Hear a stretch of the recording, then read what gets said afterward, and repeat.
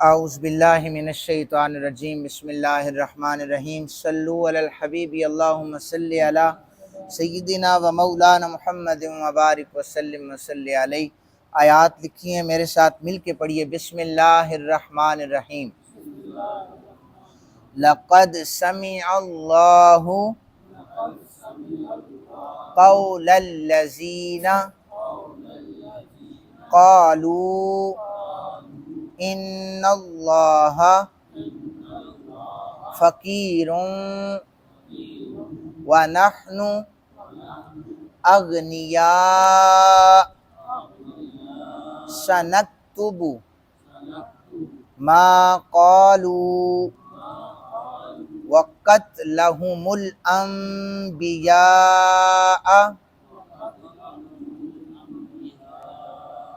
بغیر حق وَنَقُولُ ذُوقُوا عَذَابَ الْحَرِيقِ ذَلِكَ بِمَا قَدَّمَتْ أَيْدِيكُمْ وَأَنَّ اللَّهَ لَيْسَ بِظَلَّامٍ لِلْعَبِيدِ۔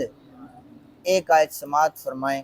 الذین قالوا ان اللہ عہد الینا الا نؤمن لرسول حتی یأتینا بقربان تأکلہ النار قل قد جاءکم رسل من قبلی بالبینات وبالذی قلتم فلم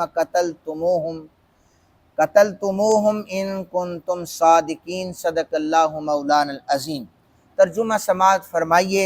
اللہ رب ذوالجلال اپنی لاریب کلام میں ارشاد فرما رہے ہیں کہ بے شک اللہ نے ان لوگوں کا قول سن لیا جنہوں نے کہا تھا کہ اللہ فقیر ہے اور ہم غنی ہیں۔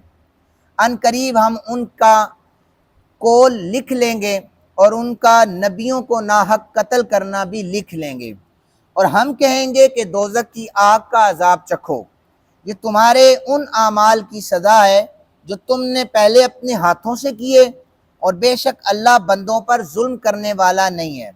جن لوگوں نے یہ کہا کہ اللہ نے ہم سے یہ عہد لیا ہے کہ ہم اس وقت تک کسی رسول پر ایمان نہ لائیں حتیٰ کہ وہ ایسی قربانی پیش کرے جس کو آگ کھا جائے، آپ کہیے کہ مجھ سے پہلے تمہارے پاس کئی رسول بہت سی واضح نشانیاں لے کر آئے، تمہاری کہی ہوئی نشانی بھی لے کر آئے تھے، اگر تم سچے ہو تو پھر تم نے ان کو کیوں قتل کر دیا۔ یہ ان آیات کا ترجمہ ہے۔ یہ جو پہلی آیت مبارکہ ہے اس کا شان نزول سماعت فرمائیے۔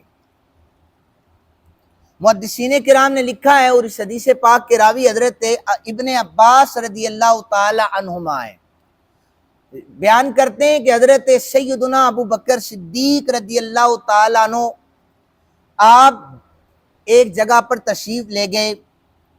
آپ نے دیکھا کہ وہاں کے بہت سے یہودی، فنحاس نامی ایک یہودی عالم کے پاس جمع تھے۔ فنحاس یا فنحاس یہ دونوں طریقے سے پڑھا جا سکتا ہے۔ یہ شخص یہودیوں کا بہت بڑا عالم تھا۔ اس نے حضرت ابو بکر صدیق نے اس سے کہا، اے فنحاس، تم پر بہت افسوس، اتنے بڑے عالم ہو، تم اللہ سے ڈرو اور اسلام قبول کر لو۔ تمہیں تو معلوم ہے کہ سیدنا محمد پاک صلی اللہ علیہ وآلہ وسلم اللہ کے رسول ہیں، وہ اللہ کے پاس سے وہ دین برحق لے کر آئے ہیں جس کو تم نے تورات میں بھی پڑھا ہے، انجیل میں بھی پڑھا ہے، کیونکہ تم ان کے عالم ہو۔ فنحاس کا جواب سنیے۔ اس نے کہا، بخدا اے ابو بکر، ہمیں اللہ کی کوئی حاجت نہیں ہے، بلکہ اللہ ہمارا محتاج ہے، فقیر ہے، ہمیں اس سے فریاد کرنے کی کوئی ضرورت نہیں ہے، بلکہ وہ ہم سے فریاد کرتا ہے۔ اگر اللہ ہم سے مستغنی ہوتا تو ہم سے قرض طلب نہ کرتا، جیسا کہ تمہارے پیغمبر نے خود کہا ہے، وہ ہمیں سود سے منع کرتے ہیں اور خود ہم کو سود اللہ کے رستے میں دینے کا کہتے ہیں، قرض حسنہ دے دو اللہ تمہیں اجر دے گا۔ اگر وہ اللہ غنی ہوتا تو پھر ہم سے کیوں مانگتا؟ حضرت ابو بکر صدیق غضبناک ہو گئے، آپ غصے میں ہو گئے۔ حضرت ابو بکر صدیق کی للہیت اور عشق رسول پر یہ دو احادیث دلیل ہیں۔ ایک تو انہوں نے اپنے والد کو تھپڑ مارا تھا کہ رسول اللہ کی گستاخی برداشت نہیں ہے، اور اب اس بدبخت کے سامنے جب اس نے یہ کہا کہ اللہ فقیر ہے، ہمارا محتاج ہے، پھر اس شخص کو بہت زور سے آپ نے تھپڑ مارا۔ تھپڑ مارنے کے بعد آپ نے فرمایا اگر ہمارے درمیان معاہدہ نہ ہوتا تو میں تمہاری گردن ابھی اتار دیتا۔ فنحاس یہ شکایت لے کے رسول پاک صلی اللہ علیہ وآلہ وسلم کے پاس چلا گیا۔ حضرت ابو بکر پاک کی شکایت کی کہ یہ معاملہ ہوا ہے۔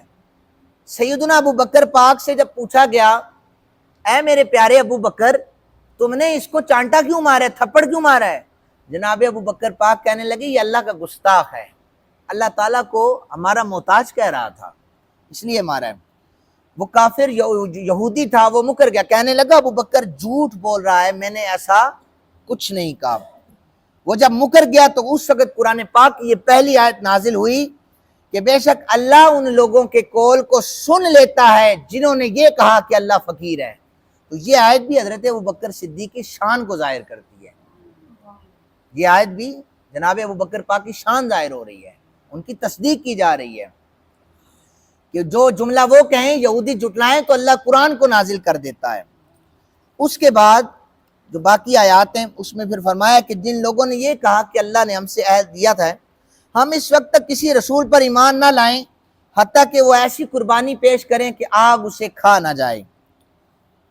یہ جو پچھلی امت یہ رسول پاک صلی اللہ علیہ وسلم پر ایک تان انہوں نے یہودیوں نے کیا تھا، انہوں نے کہا تھا کہ پہلے جو انبیاء تھی ان کی شریعت میں یہ تھا جتنے بھی صدقات ہوتے تھے وہ مال غنیمت جتنے بھی ہوتے تھے وہ انہیں آسمان سے ایک آگ آتی تھی اسے کھا جاتی تھی، وہ یہ سمجھتے تھے کہ اب ہمارا صدقہ قبول ہو گیا ہے۔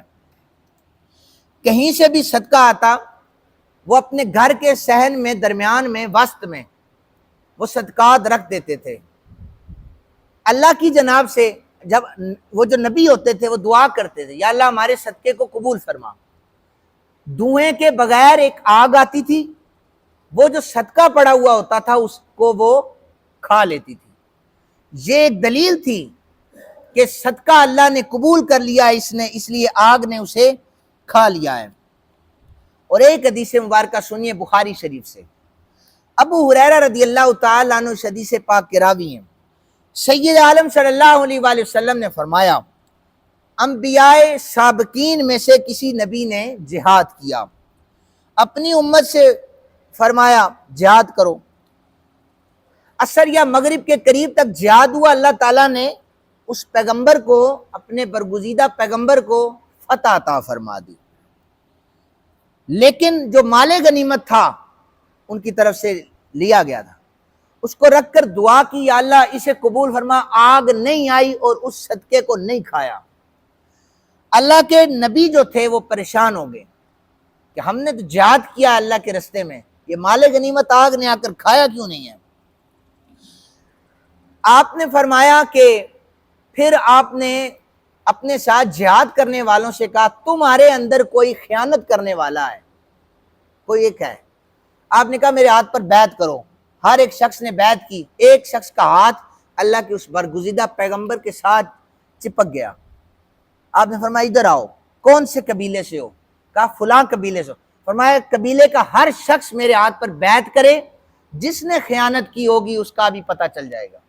ہر شخص نے آ کر اللہ کے اس برگزیدہ پیغمبر کے ہاتھ پر بیعت کی، 2-3 افراد کے ہاتھ چپک گئے، جو چپک گئے نا فرمایا کیا چھپایا ہے تم نے؟ کہا مال غنیمت میں سے سونے کا بنا ہوا گائے کا سر چھپایا ہے۔ فرمایا لا کے رکھو، وہ سر لا کے رکھا گیا۔ اب اللہ کے پیغمبر نے دعا کی تو فوراً آسمان سے آگ آئی اور اس سارے صدقے کو کھا گئی۔ یہ قبولیت کی دلیل تھی۔ انہوں نے تانا دیا کہ پچھلی امتیں نبی جو تھے ان کے صدقات کو آگ کھا جاتی تھی، آپ کے جو صدقات ہیں اس کو آگ کھاتی نہیں ہے، ہم کیسے مان لیں؟ تو ایک اور حدیث مبارکہ سنیے، حضرت موسیٰ علیہ السلام سے عرض کیا، حضرت موسیٰ علیہ السلام نے عرض کیا ہے میرے رب میں نے تورات میں دیکھا ہے، پڑھا ہے کہ ایک امت ایسی آئے گی جس کے صدقات کو آگ نہیں کھائے گی، وہ خود صدقات کھائیں گے۔ ہمارے اوپر جو مستحقین ہیں صدقات حلال ہیں، مال غنیمت امت محمدیہ کے لیے حلال ہے۔ اور حضرت موسیٰ علیہ السلام نے اب یہ دعا کی، یا اللہ وہ جس امت کے لیے صدقہ حلال ہوگا وہ مجھے دے دے۔ فرمایا وہ تجھے نہیں دوں گا، وہ اپنے نبی جناب محمد رسول اللہ کو عطا کروں گا، اپنے نبی کو عطا کروں گا۔ تو یہودیوں کا اعتراض جب یہ ہوا تو پھر قرآن پاک کی آیت اللہ پاک نے نازل کی کہ دیکھو نبیوں نے آگ نے آ کر صدقات کو کھا لیا، ہاتھ ان کے چمٹ گئے، تم نے پھر بھی نبیوں کو ذبح کیا ہے، نبیوں کے سر تن سے جدا کیے ہیں، معجزات پر تم نے نبیوں کو نہیں مانا، تم جناب محمد پاک کو کیسے مانو گے؟